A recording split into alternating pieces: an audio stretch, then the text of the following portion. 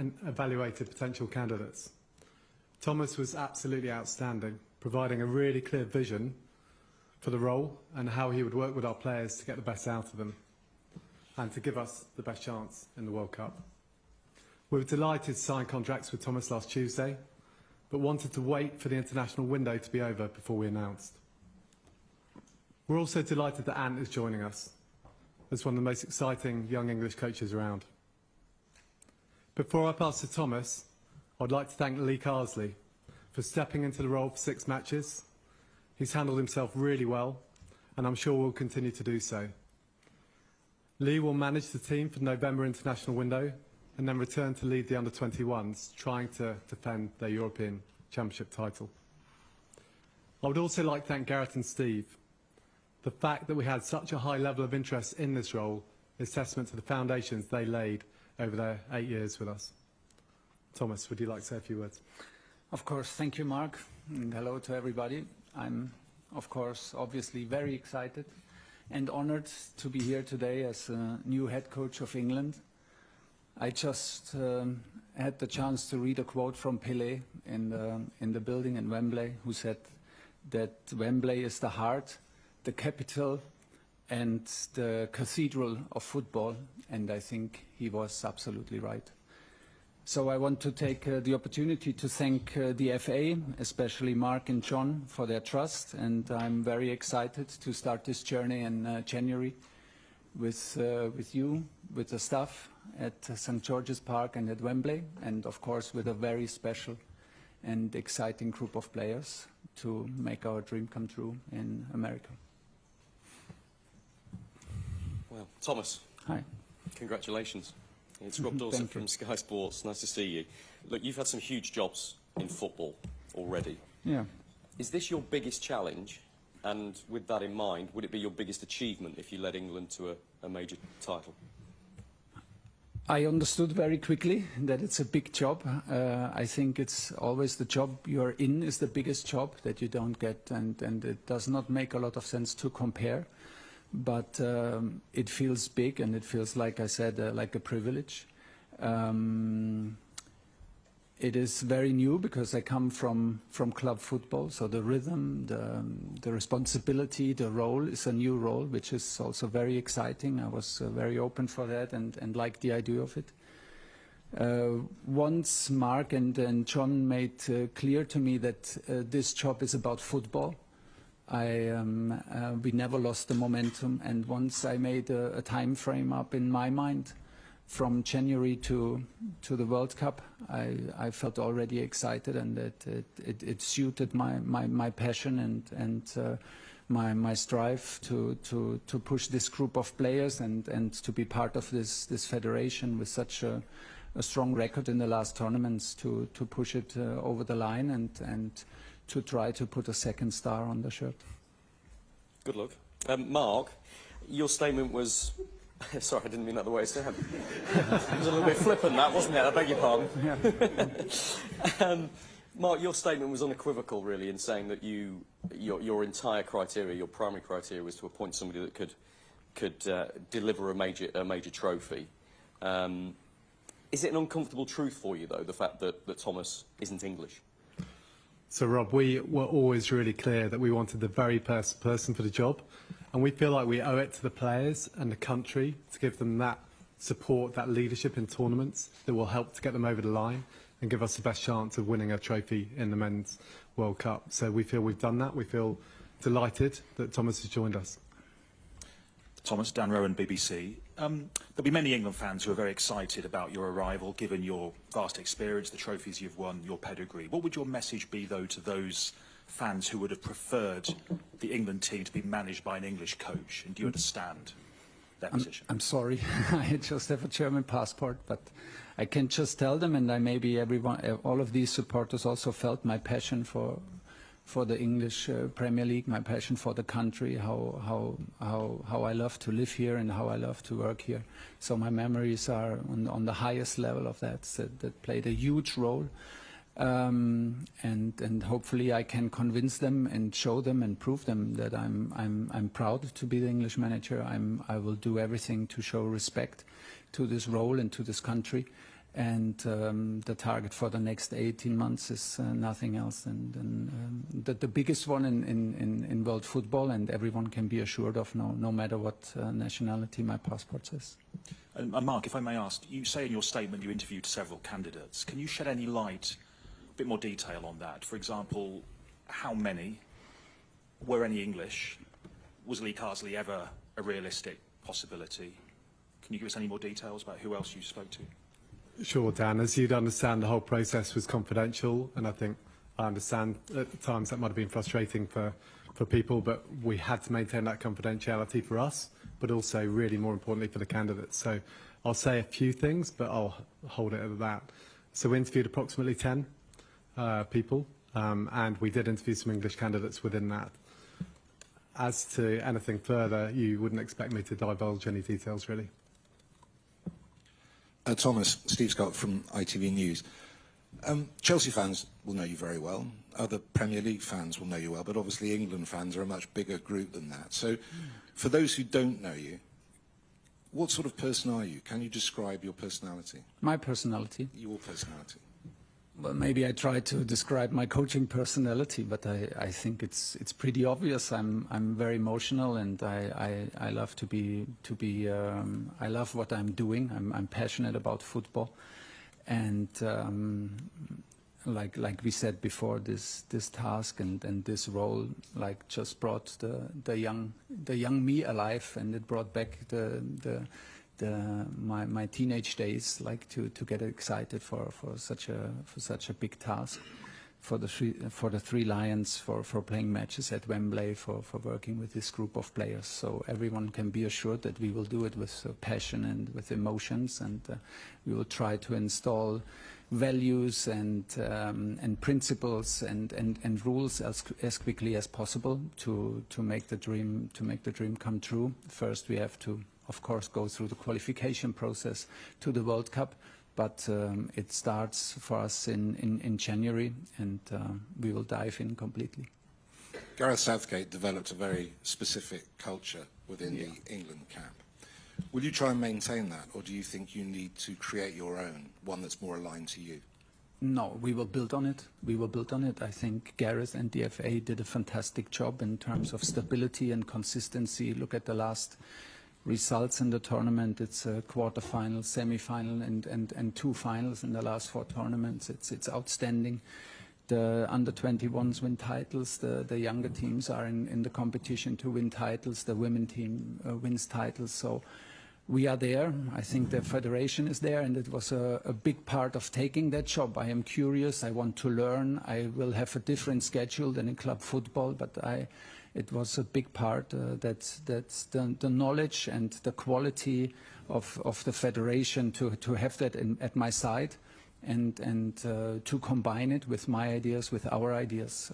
So we will build on everything that Gareth built and the FA built, and hopefully we can add a little bit of extra to get it over the line. Thomas, welcome and congratulations. Thank you. You took an English team, Chelsea, to a Champions League final against Manchester City, who were overwhelming favourites going into that, and won. What does the prospect of 58 years of hurt mean to you? And are you relishing putting a second star on an England shirt?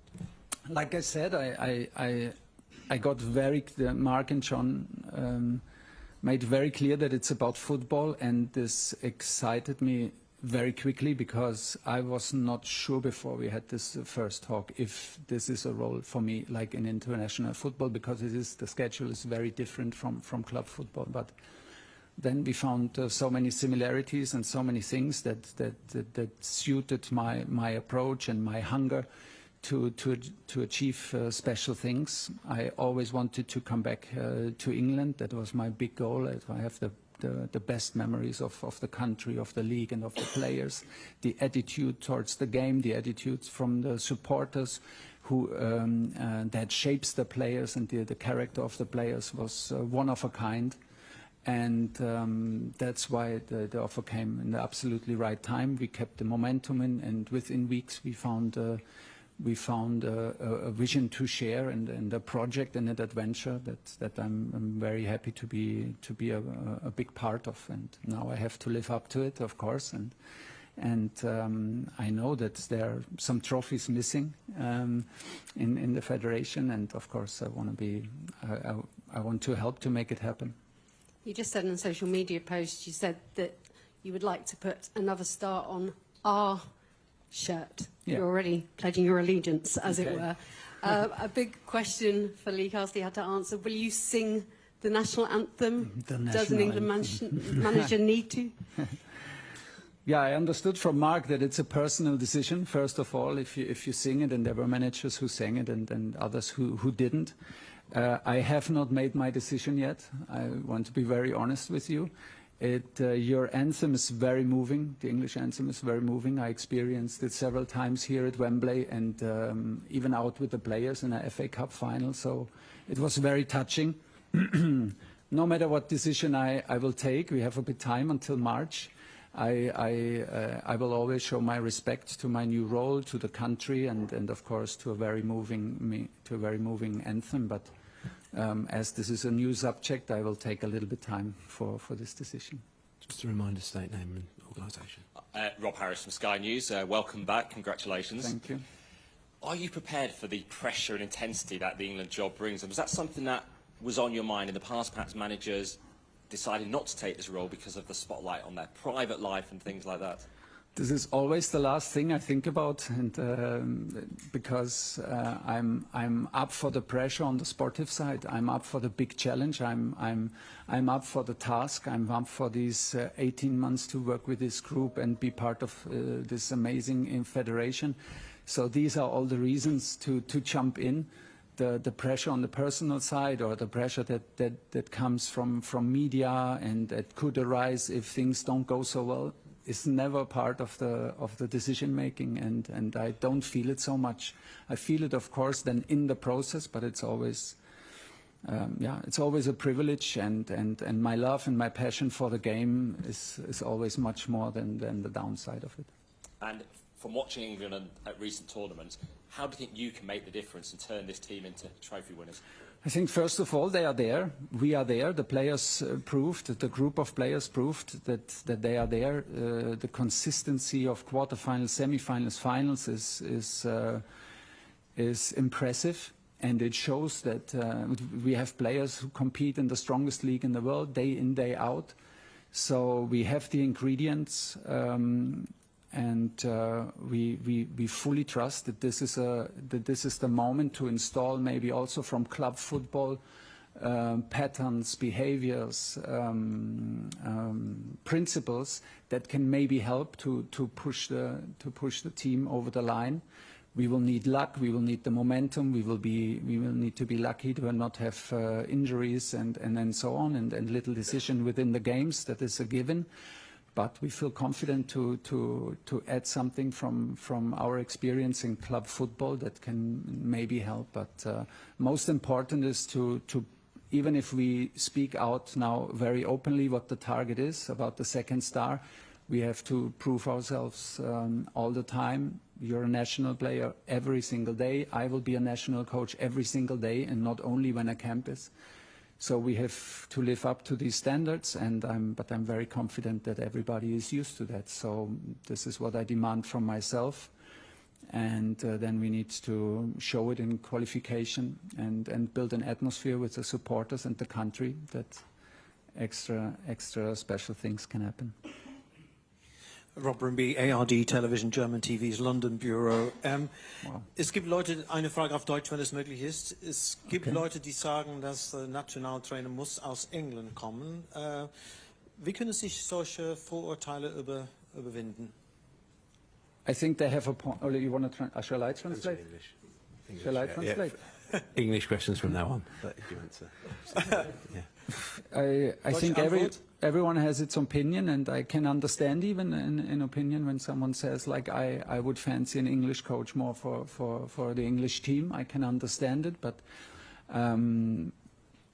I think we deserve a fair chance. We deserve the credit for having a good record in the country, for never being shy of how much we love to live in the country and how much we enjoy to work with the players in Premier League. So maybe this counts a little bit for a British edge on my German passport, and so we will try to convince them by results and by the way we play. In English then, Gareth Southgate was described by many people as sympathetic, human and emotionally intelligent. How would you describe yourself? I think we're all human. I mean, we're all human, and this is a big part of the job. I think, like I said, I am impressed of the record that Gareth provided with this team, and I am very well aware of what he built together with Mark and John in the federation as a foundation. And now it's on us to leave our own marks, to leave our own footprints, and yeah, we will try to take the next step from there. Hi, Thomas. Congratulations. It's been widely reported that you've signed an 18-month contract. Is that true, firstly? And secondly, if so, how do you feel about potentially only having one shot at a tournament? Well, let's see. Let's see. It's 18 months, and then we agreed to sit together, and then we see. I mean, I have good experience with 18 months, personally. Unfortunately, also, sometimes I'm working on my long-term game, but you never know. The point was, in this particular case, that it was important for me to have a frame around it, because it's a little bit a step into the unknown for me.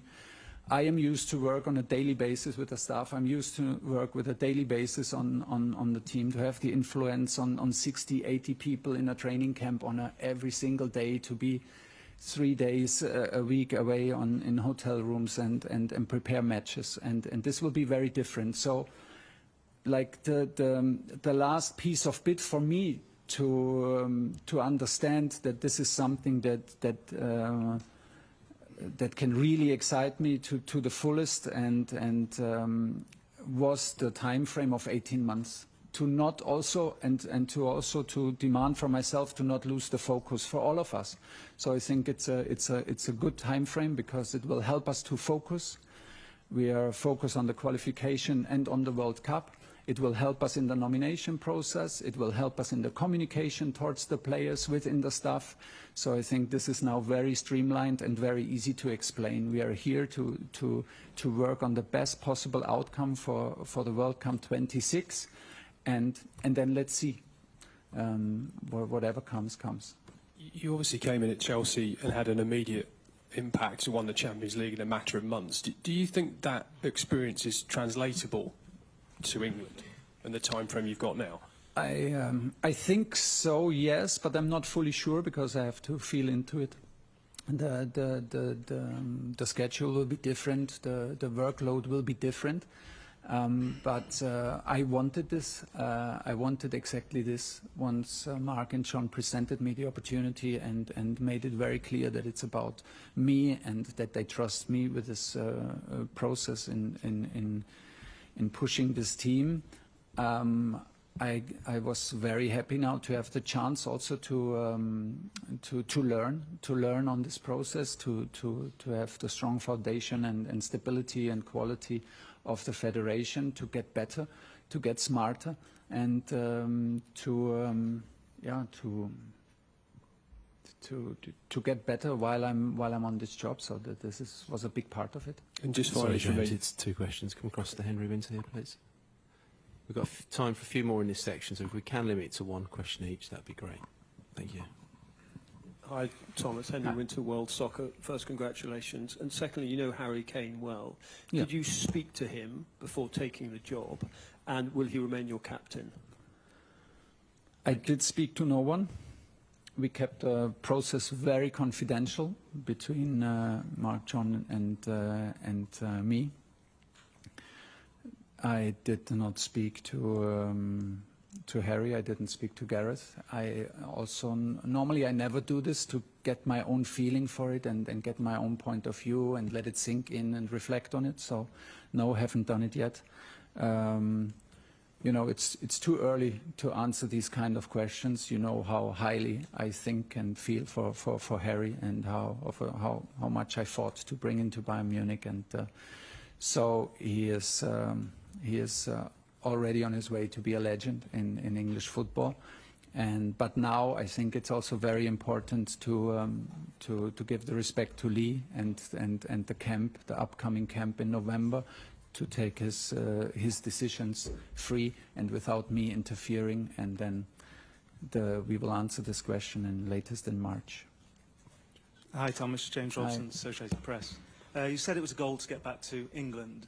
Can I ask why? Say again? You said it was a goal to get back to England. Yeah. For you. Can I ask why you chose England over, say, Manchester United, who you've been strongly linked with? Which would also have been England, but in But why the the England country. national team? Because the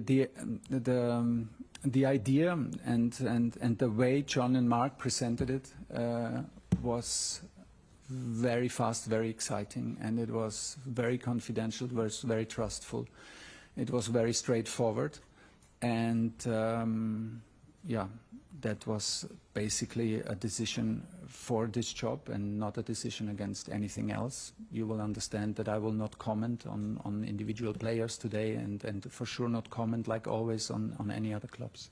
Can I ask, Mark, were you rejected by anyone? Or was Thomas the only person you offered the job to? We ran a really clear process. We spoke with 10, like I say, approximately 10 people throughout the process. Clearly some were more up for the role than others, but we were absolutely delighted to end up with Thomas, and we believe he gives us the best chance of winning the World Cup, so we believe we've got the best candidate for the job. Okay, sorry to disappoint those waiting. We'll have to end the live section at that moment. From this moment onwards, it's embargoed until 10:30 p.m. this evening. We'll also make this one question per person so we can get through as many of you as possible. Ian Laderman, do you want to take the mic? Hi, Thomas. Ian Laderman from the Daily Mail. Kind of two short questions in one, really.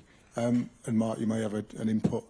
Why are you not starting for the November internationals? Got two very big games coming up. And secondly, did the FA make a prerequisite that you live in England, and will you live in England? I love to live in England. I'm looking forward to living again in England. I want to be close to Premier League. I want to be close to the majority of the players. But of course, the schedule will also allow me to be close to my family, my children in Germany. So, but yeah, I will be in England.